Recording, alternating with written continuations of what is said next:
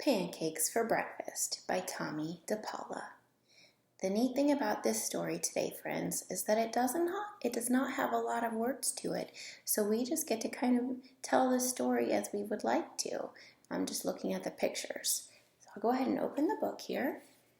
We've got the title page, Pancakes for Breakfast by Tommy DePaula. Oh boy, the sun is rising.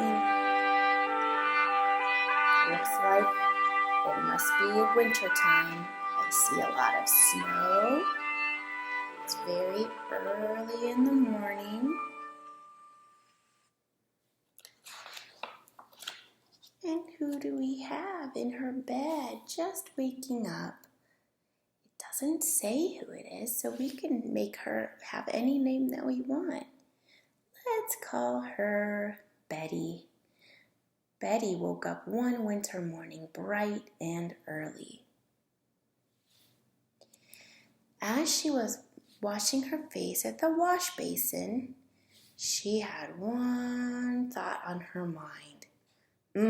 Pancakes for breakfast. That sounds delicious. So, Betty got up and got dressed and ready. She went to the kitchen and put on her apron, still thinking about pancakes. She went to her recipe book collection, still thinking about pancakes. And she opened up her recipe book right to the recipe that would tell her how to make her morning pancakes. Pancakes!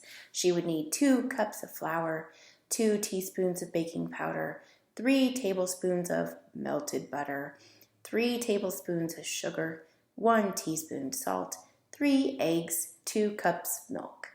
Sift all dry ingredients into a bowl, beat eggs lightly, pour eggs and milk into the flour mix with a large spoon only long enough to blend. Batter should be lumpy. Stir in the melted butter. Cook on a hot griddle. Well, Betty set out to do just that. She got out her mixing bowl and her flour, and she sifted her flour and measured it out into her bowl. But when she went to get her eggs, Betty discovered she didn't have any eggs. Oh no, she thought. So out in the cold she went to the hen house where she could meet her chickens that morning, and they had some lovely eggs to share with her. She said, "Good morning, girls. Thanks for the eggs." Look at the little dog peeking in. Looks like she has quite a big basket full of eggs. That's a good collection of eggs. Next, Betty went back into the house. She had her eggs, flour, eggs, and it looks like she was just measuring her milk when she discovered she didn't have any more milk. Okay, back out into the cold she went. I wonder where she's going to get milk from. Oh, she went to the barn where she had her little dairy cow. She was able to get milk. She trudged back towards the house, poured the milk into her pitcher. I think the cat would like some milk too. Do you see that little happy face? Right here in this picture, she's actually taking some of the cream from the top of the milk. There's some cream, and she's putting the cream into what we call a butter churn. They used to do this a long time ago. Right now, she's kind of churning the cream until it turns into butter. And I think it's making her kind of tired. It looks like the clock has moved quite a bit. It's taking a long time to make butter. But a lot of work to make pancakes. Oh, she got the butter done. She has the butter in a bowl. Next, Betty went to the cupboard to get her maple syrup, but oh no, it was gone too. Poor Betty. What a day. So she set out again in the winter air. She's going to her neighbors. Looks like her neighbor has maple syrup. He taps the trees, and he's able to make syrup from the sap of the maple trees. Even the sign says, "New maple syrup for sale." So all the way home, Betty is thinking about the last step she has until she can have her pancakes.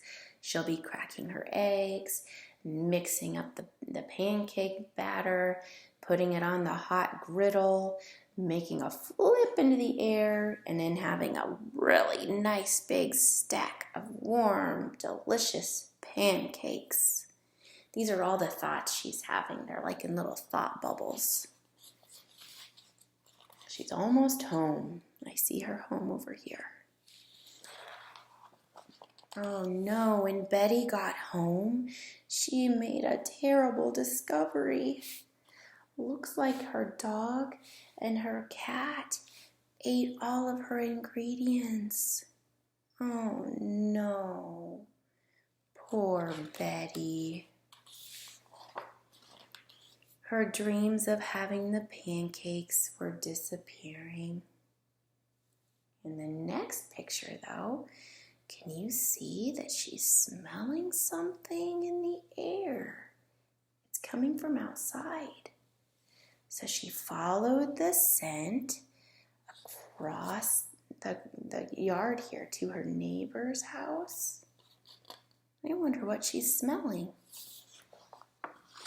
Oh! Betty says, "Good morning, neighbor. I smell something delicious coming from your house." It was pancakes. Betty sat down and enjoyed a large stack of pancakes. I think her neighbors are not quite sure what to think of that. Hopefully she said thank you. And then the last page says, "If at first you don't succeed, try again." So she didn't give up, and she had her dream of having pancakes come true. And her dog and cat were really full too from their big day. Boys and girls, I hope you enjoyed this story today. We're going to actually, in my next video, we're going to actually try this recipe, and we're going to see if we can make pancakes, and it'll be an adventure. And we'll see you then.